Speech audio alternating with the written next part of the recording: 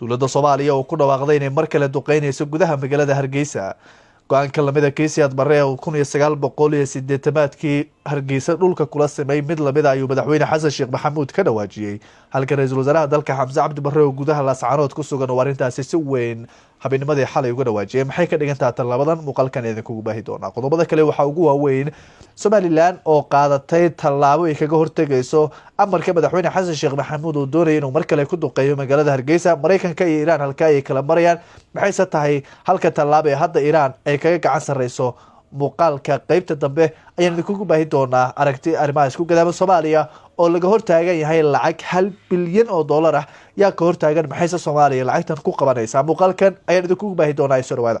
Mareeg Travel Agency Cargo looga haray fududeynta arrimaha safarka waxay xafiisyo kala duwan ku leedahay magaalooyinka Nairobi iyo Muqdisho. Wagaag xafiiska Nairobi oo ku yaala Islii James Street ka soo horjeedka Kulan Coffee suuqa weyn ee loo yaqaano Hoda Tower Festival. Xafiiska nambarkiisuna waxa uu noqonayaa F30 amaba ugu hagaag xafiiska Muqdisho oo ku yaala suuq Bacaad Ruxsan Mall garoon falo sidoo kalena dukaanka ama xafiiska nambarkiisu waxa uu noqonayaa F20. wixii intaasi faahfaahin dheer kala xiriir nambarada iyo ciwaanada kale ee shaashada ku qoran adigoo beegsanaya nambarada ku qoran shaashada hore ee muuqaalka. Mareeg Travel Agency waa maareeyaha safarkaaga.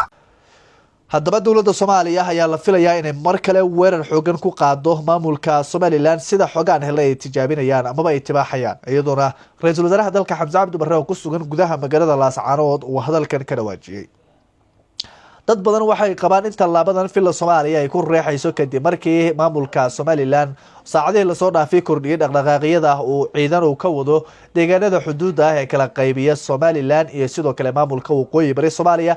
dagaal hubeysanaya mar kale 3 sanadood kadib waxay dib uga dhaceen deegaanada kala qaybiya gobolada Togdheer iyo Sool. haldana mar kale dowladda Soomaaliya waxay go'aan ku gaartay in haddii Somaliland ay joojin weyso daadaasiga halkaasi ka wado ay maamulka waqooyi bari Soomaaliya la safan doonaan.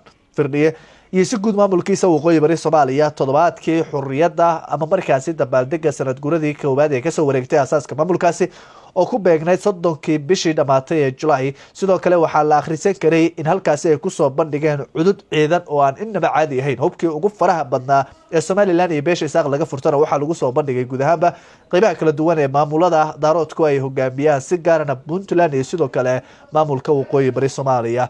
kaarihii loo yaqaanay saabuunka iyo kaarayaal kale oo Somaliland ay lahayd ayaa halkaasi lagu soo bandhigay walow khilaaf xoogan uu kala dhaxeeyo Puntland iyo dowladda federaalka. mar walba waxaa la aaminsan yahay in talaabada hubkii beeshaasi uu gacanta ugu soo galayo beelo kale iyo maamulo kale oo ka duwan maamulkooda iyo sidoo kale fikirkoodaba inay caqabad ku noqon doonto maamulka waqooyi bari Soomaaliya.